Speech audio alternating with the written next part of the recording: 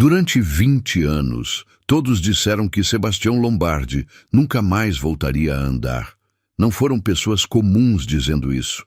Foram neurologistas em Lisboa, especialistas em Zurique, um médico americano que havia tratado atletas olímpicos e que havia voado até o Porto especificamente para examinar Sebastião, e havia saído do encontro dizendo, com aquela delicadeza treinada de quem cobra fortunas para dar más notícias, que a lesão era permanente e que o melhor a fazer era aceitar a nova realidade. Sebastião havia ouvido esse homem americano, havia pago a quantia absurda que ele havia cobrado pela visita, havia agradecido com a frieza que era a única expressão que deixava sair faz tempo, e quando o médico saiu, havia ficado sozinho no escritório da Quinta, nos arredores do Porto, olhando pela janela para o Rio Douro lá embaixo.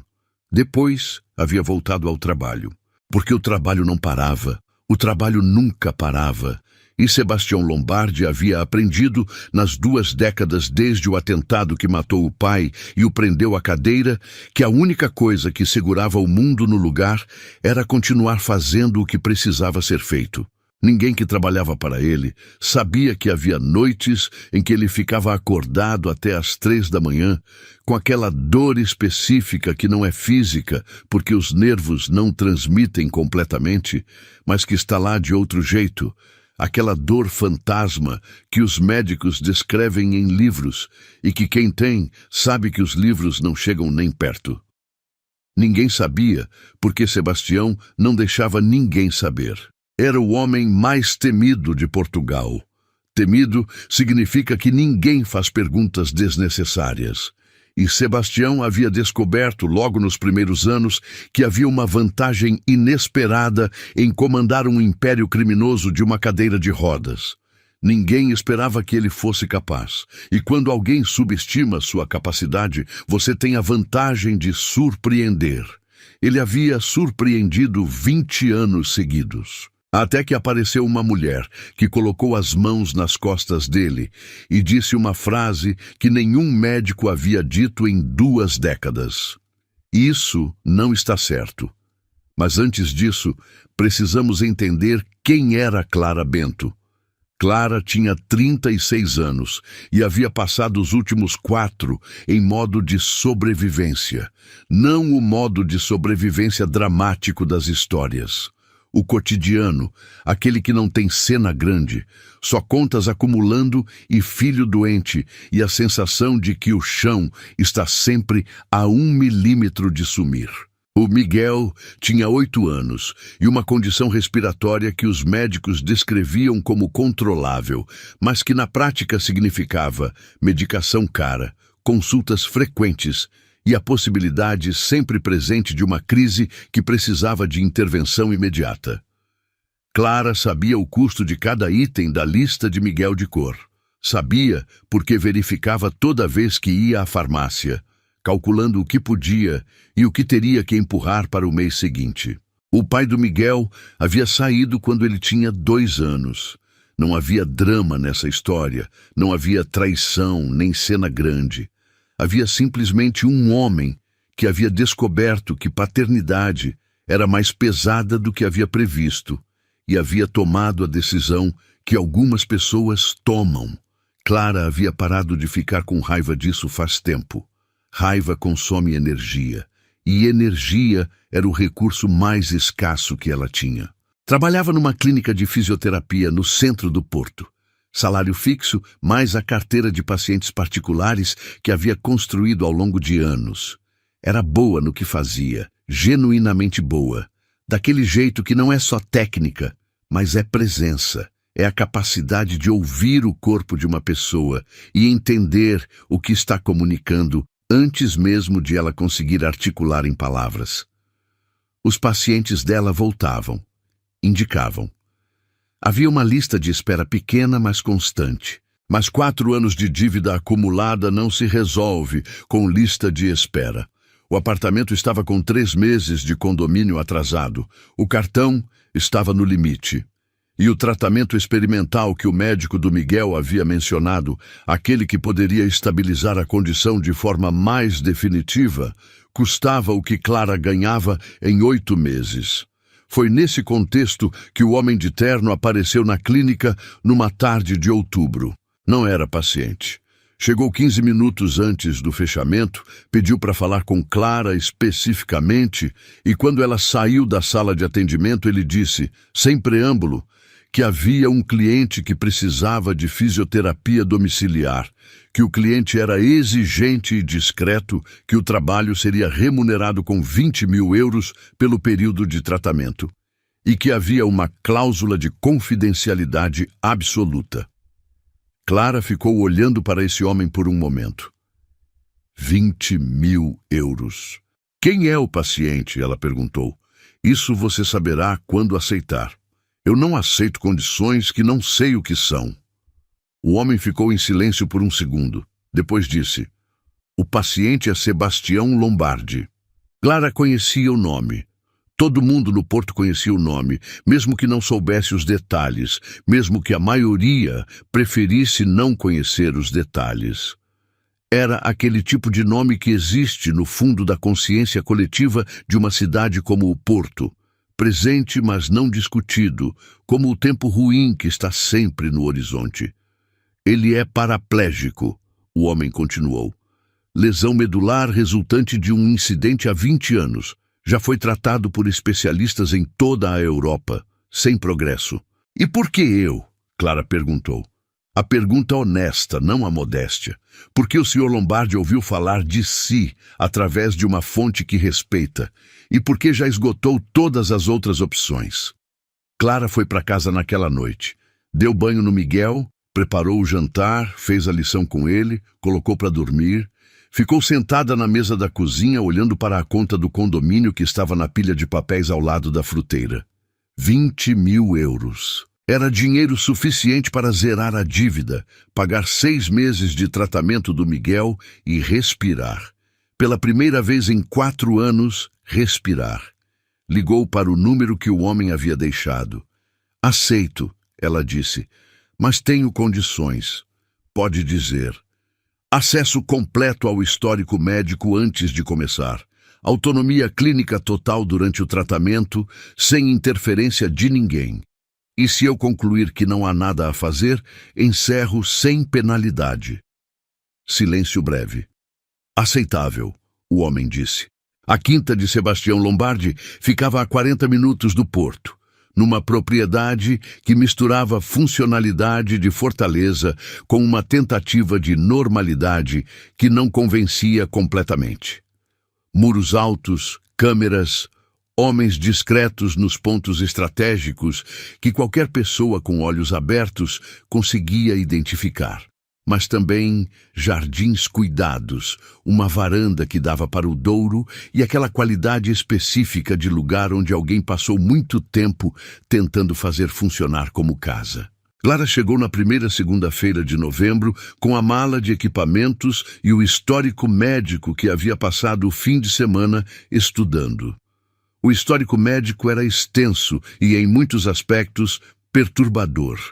Não pelos diagnósticos em si, que eram claros e consistentes, lesão medular incompleta no nível T6, mas pela forma como os tratamentos haviam sido conduzidos. Havia uma uniformidade nos relatórios que sugeria que cada especialista havia chegado com uma conclusão prévia e havia conduzido o exame para confirmar essa conclusão, em vez de chegar com mente aberta. Clara havia notado isso, mas não havia dito nada ainda. Hipótese não é diagnóstico. Foi recebida por Renato, o mesmo homem de terno, e levada a uma sala ampla no andar térreo que havia sido convertida em espaço de trabalho. Mesa, cadeira, equipamentos básicos. E Sebastião Lombardi, sentado na cadeira de rodas perto da janela, olhando para ela com aquela expressão que ela identificou imediatamente como o rosto de quem foi decepcionado muitas vezes e parou de tentar não mostrar. Tinha 47 anos. Rosto que havia sido bonito e ainda era, mas com aquela qualidade de quem carregou muita coisa por muito tempo.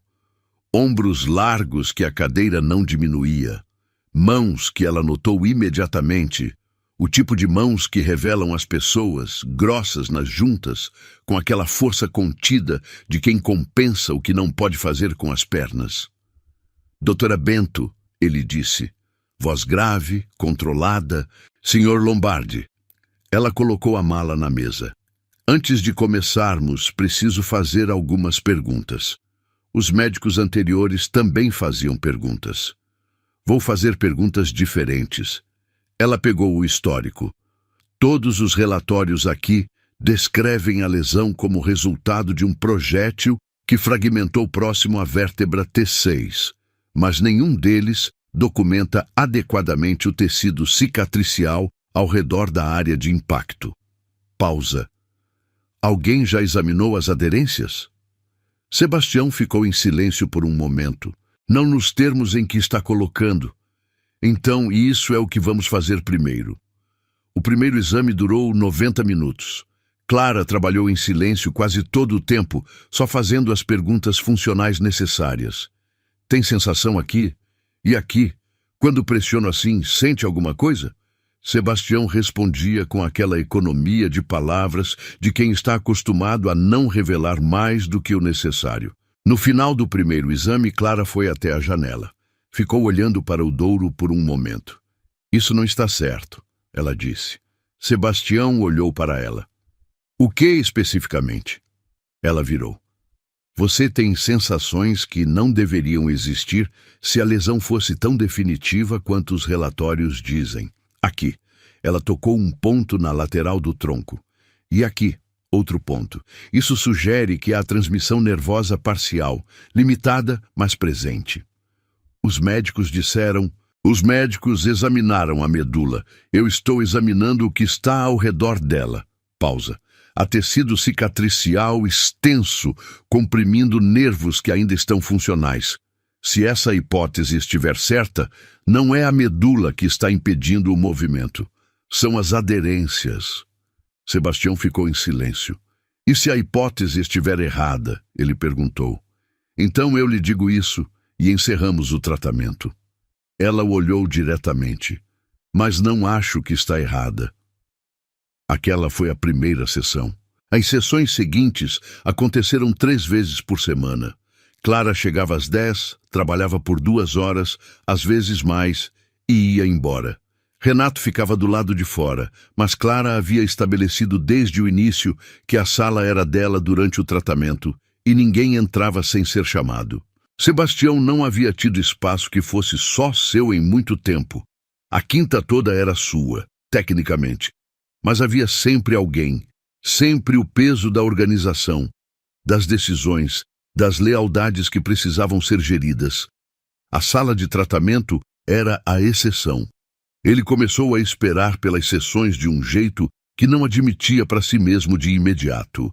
Nas primeiras 2 semanas, Clara trabalhou exclusivamente no tecido cicatricial, técnicas manuais, pressão gradual, liberação miofacial em áreas que nenhum fisioterapeuta anterior havia documentado adequadamente porque nenhum havia olhado para ali com aquela atenção específica. Era doloroso. Sebastião não dizia isso porque não era o tipo de homem que verbalizava dor, mas Clara via. Aprendera a ler corpos antes de aprender a ler palavras. Era o que dizia quando alguém perguntava como havia escolhido a profissão. Respira, ela dizia. Simples, sem drama. E ele respirava. Na 3ª semana, numa terça-feira de manhã com chuva fina do lado de fora e o Douro cor de chumbo pela janela, Clara estava trabalhando numa região específica da coluna quando parou. Ficou com as mãos no lugar. Faz isso, ela disse. Tenta dobrar o joelho direito. Sebastião ficou em silêncio por um segundo. Havia tentado dobrar o joelho direito aproximadamente 2.000 vezes nos últimos 20 anos. Havia parado de tentar, porque tentativa repetida sem resultado é uma forma específica de tortura que ele havia decidido poupar a si mesmo. Senhor Lombardi, Clara disse, com aquela voz que não era súplica, mas tinha urgência. Agora, enquanto estou aqui. Ele tentou. O joelho dobrou. Não muito, alguns centímetros. Um movimento que qualquer pessoa sem lesão faria sem pensar. O silêncio que veio depois foi diferente de todos os outros silêncios. Sebastião ficou olhando para a própria perna. Clara ficou com as mãos na coluna sem se mover, sem dizer nada. Havia um protocolo emocional para esse momento. Ela havia aprendido na faculdade e confirmado na prática que o paciente precisava neste momento não era exclamação nem celebração. Era espaço. Ela ficou em silêncio. Sebastião ficou olhando para o joelho por um longo tempo. Depois disse, com aquela voz que estava completamente diferente de todas as vozes que ela havia ouvido dele até então: "Faz de novo." "Você faz," ela disse, "não eu." E ele fez. Naquela noite, depois que Clara foi embora, Sebastião ficou sozinho no escritório mais tempo do que de costume. Renato bateu à porta uma vez às 8 para informar sobre um assunto que precisava de decisão. Sebastião disse que esperava até amanhã. Renato foi embora sem questionar, porque não questionava, era o que se esperava dele. Sebastião ficou olhando para o joelho. Dobrou de novo. Ficou assim por um tempo que não conseguiu medir. Havia uma coisa que ele não havia pensado em 20 anos, porque pensar nessa coisa era perigoso, de um jeito que tiro e faca e ameaça nunca eram. Era a possibilidade. A possibilidade de que a sentença não fosse definitiva, de que houvesse outro lado.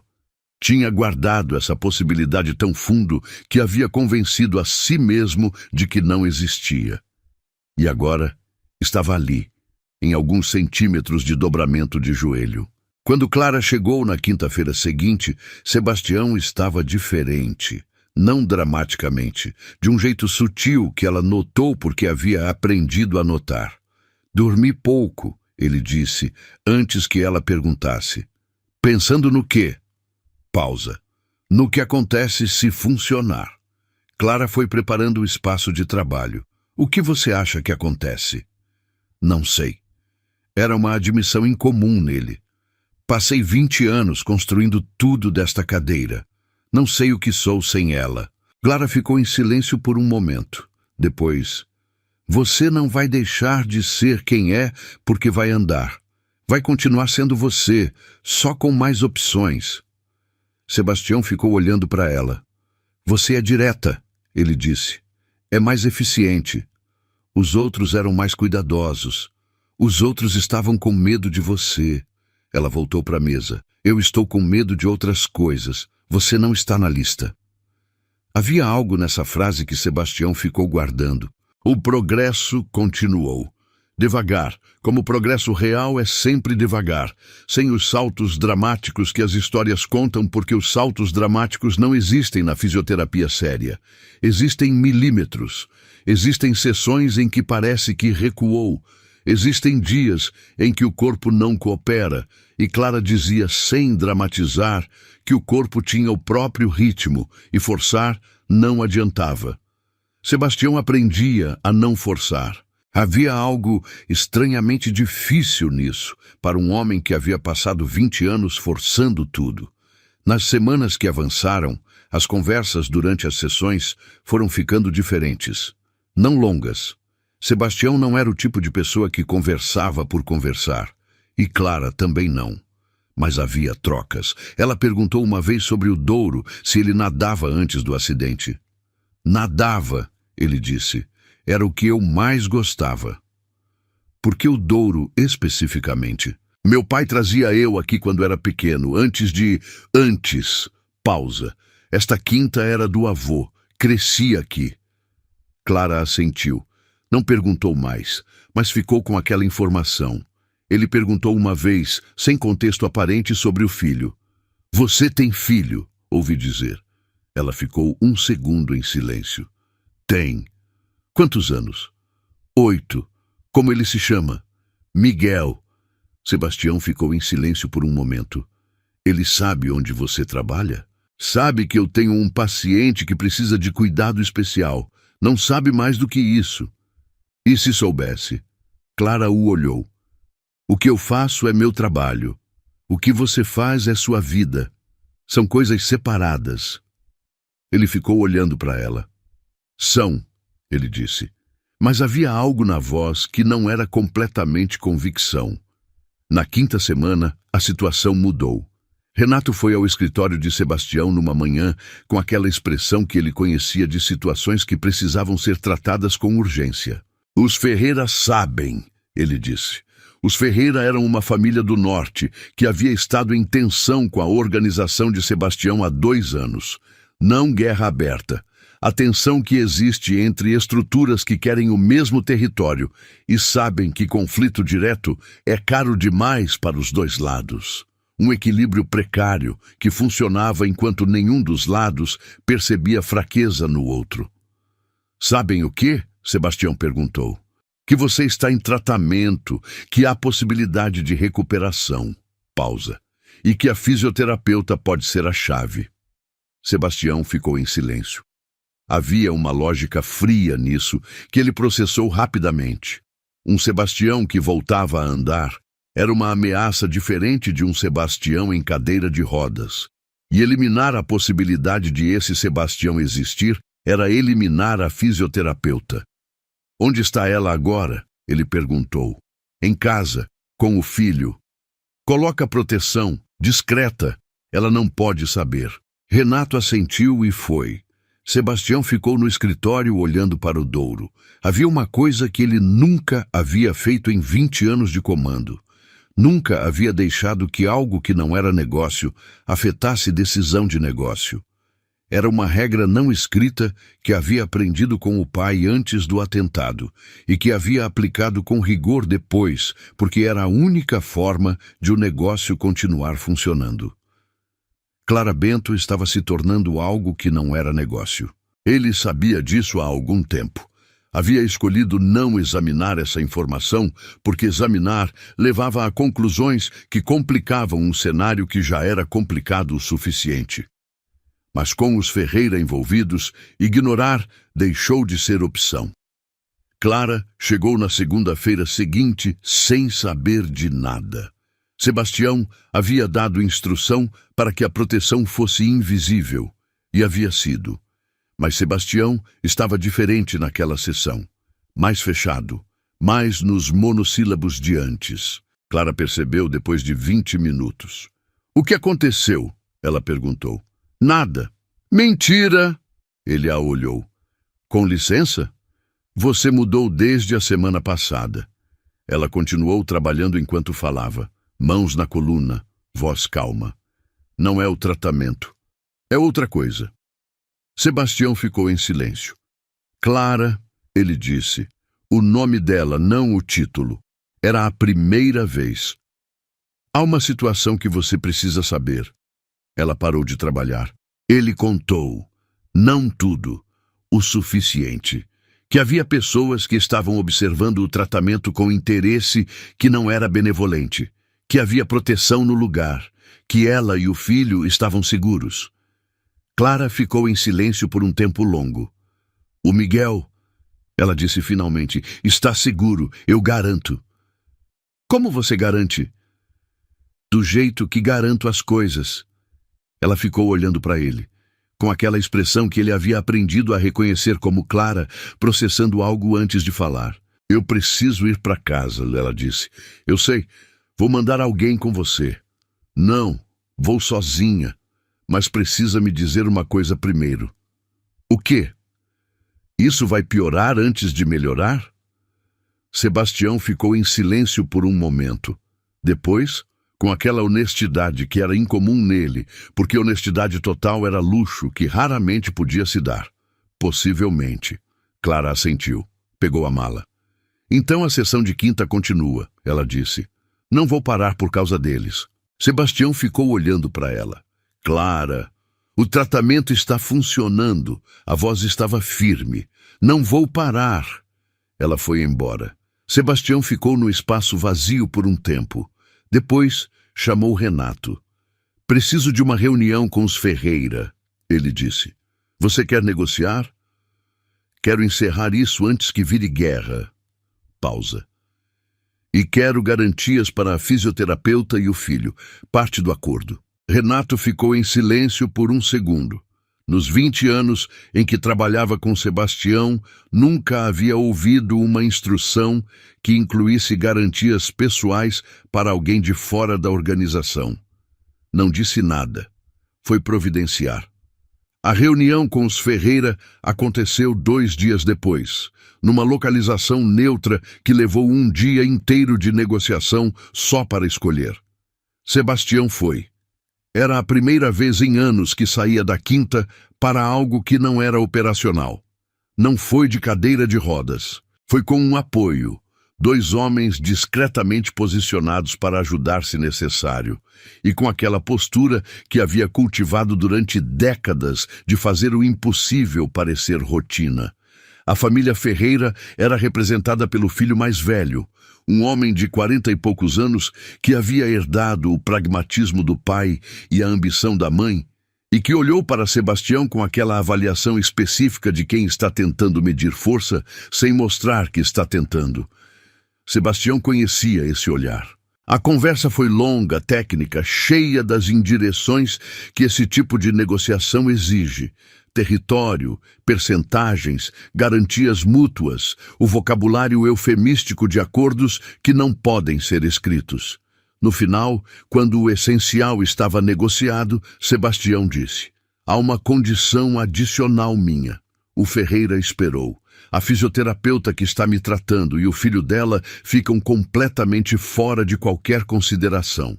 Agora e no futuro. Qualquer ação contra eles é ruptura imediata do acordo. Silêncio. "Isso é pessoal", o Ferreira disse. "É." Outro silêncio. "Aceito", o Ferreira disse, com aquela resignação específica de quem entende que essa condição não é negociável e que insistir custaria mais do que ceder. Sebastião voltou para a quinta naquela noite. Ficou no escritório por um tempo, olhando para o Douro no escuro. Havia uma coisa que havia estado evitando pensar e que naquela noite não havia mais como evitar. Havia passado 20 anos, construindo um império que havia começado como sobrevivência e havia se tornado identidade. Quando o pai morreu e a cadeira chegou, havia 2 caminhos: desmoronar ou endurecer. Ele havia escolhido endurecer. E havia sido a escolha certa para aquele momento. E havia mantido essa escolha por tanto tempo que havia confundido a escolha com o que era. Mas havia um movimento num joelho que dizia outra coisa.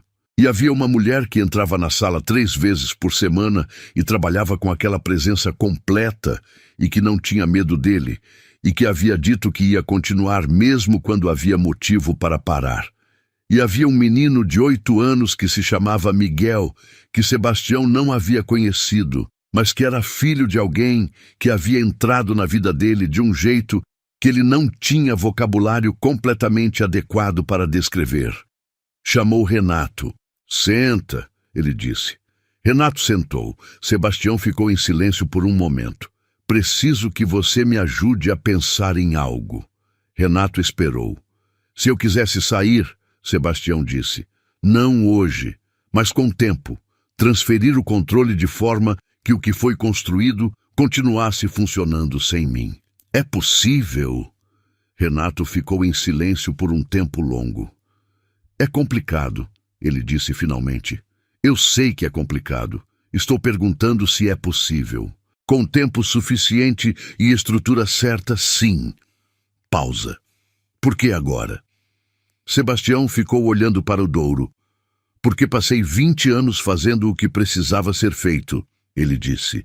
"E estou começando a entender que talvez haja diferença entre o que precisa ser feito e o que eu quero que seja." Renato ficou em silêncio.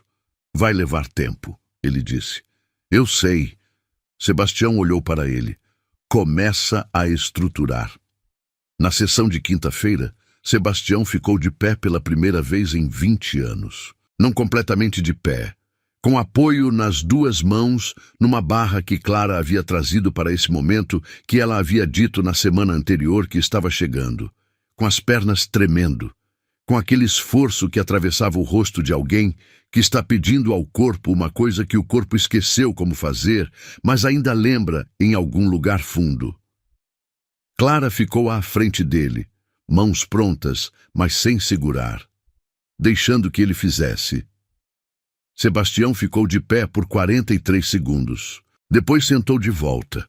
Nenhum dos dois disse nada por um tempo. Então Sebastião disse: "Você sabia que ia acontecer hoje?" "Sabia que estava perto", ela disse. "Não sabia exatamente quando." "Como você sabia?" "Porque nos últimos 3 dias você começou a trabalhar diferente, mais presente, menos resistência." Ela o olhou. Corpo e cabeça precisam ir juntos. A sua cabeça finalmente foi. Sebastião ficou em silêncio. "Clara, sim. Tem alguma coisa que preciso te dizer." Ela esperou. "Estou tomando decisões sobre o que vem depois, sobre como isso vai terminar." Pausa. "Não é imediato. Vai levar tempo, mas é real." Clara ficou olhando para ele. "Quando você diz isso," ela disse, "está me dizendo porque acha que eu preciso saber ou porque quer que eu saiba?" Sebastião ficou em silêncio por um momento. "As duas coisas." Ela ficou em silêncio também. "Eu não posso estar com alguém que faz o que você faz," ela disse, direta como era sempre. "Não pelo que é para mim, pelo Miguel." "Eu sei. Então por que está me dizendo?" "Porque o que estou dizendo é que está mudando." Ele a olhou. "Não pedi nada, só quis que você soubesse." Clara ficou em silêncio por um tempo longo. Depois disse: "Eu preciso ver antes de acreditar." "Eu sei," Sebastião disse. "É justo." Os meses que seguiram foram os mais estranhos da vida de Sebastião Lombardi, que havia tido muitos meses estranhos. A transferência de controle da organização foi lenta, deliberada, conduzida com a mesma metodologia que ele havia aplicado a tudo que havia construído. Havia pessoas dentro da estrutura que estavam prontas para assumir partes do que ele havia gerenciado. Havia acordos a renegociar, lealdades a redirecionar, a lenta desmontagem de uma identidade que havia sido construída ao longo de 2 décadas. Não foi limpo. Essas coisas nunca são limpas. Houve momentos em que ele foi questionado, internamente e externamente. Houve tensões. Houve noites em que a lógica fria da situação dizia que seria mais simples desistir do que continuar o processo. Mas havia algo que havia mudado. O Sebastião que havia tomado essa decisão não era o mesmo que havia ouvido o médico americano dizer que nunca mais andaria, e havia voltado ao trabalho como se nada houvesse sido dito. Era o Sebastião que havia ficado de pé por 43 segundos com as pernas tremendo. Clara continuou o tratamento durante todo esse período. Profissionalmente, com aquela separação que ela havia estabelecido desde o início. Mas havia conversas, curtas, às margens das sessões que foram crescendo. Num dia de fevereiro, Clara chegou com o Miguel. Havia um problema com a escola, um dia sem aula, e a alternativa de deixar com a vizinha havia caído na última hora. Ela havia ligado antes para avisar e havia dito que se fosse problema, ela resolveria de outra forma. Sebastião havia dito que não era problema. Miguel tinha aquele jeito específico de crianças de 8 anos que ainda não aprenderam a fingir reação. O jeito de olhar para tudo com aquela avaliação direta e sem filtro. Ficou olhando para a quinta, para o Douro lá fora, para Sebastião. "Você é o paciente da minha mãe", ele disse. "Sou", Sebastião disse. "Ela diz que você está melhorando." "Estou." Miguel considerou isso. "Você vai andar?" "Já ando um pouco." "Quanto?" "Ainda preciso de apoio, mas estou andando." O menino assentiu com aquela seriedade de criança que está processando informação importante. Depois disse: "Deve ser bom, depois de tanto tempo." Sebastião ficou olhando para ele por um momento. "É", ele disse. E pela primeira vez naquela conversa, a voz não era a voz que usava com todo mundo. Era outra coisa. Clara estava do outro lado da sala e viu aquilo. Ficou em silêncio. Em abril, Sebastião chamou Renato para uma última conversa. Acabou, ele disse. A estrutura está onde precisa estar. Você sabe o que fazer. Renato ficou em silêncio por um momento. E você? Eu vou ficar na quinta. Pausa. E vou nadar no Douro quando o clima melhorar. Renato ficou olhando para ele por um segundo com aquela expressão de alguém que passou 20 anos ao lado de uma pessoa e está vendo algo que não havia previsto, mas que, pensando bem, talvez sempre estivesse lá. Cuida-se, Renato disse. Você também. Numa tarde de maio, Clara chegou para a que havia dito seria a última sessão formal. O tratamento havia chegado onde havia chegado. Sebastião andava com bengala, o que nenhum médico havia previsto como possibilidade. A recuperação completa provavelmente não aconteceria. Mas o que havia acontecido era real e era suficiente. Depois da sessão, ficaram na varanda que dava para o Douro. O rio estava alto com as chuvas do inverno.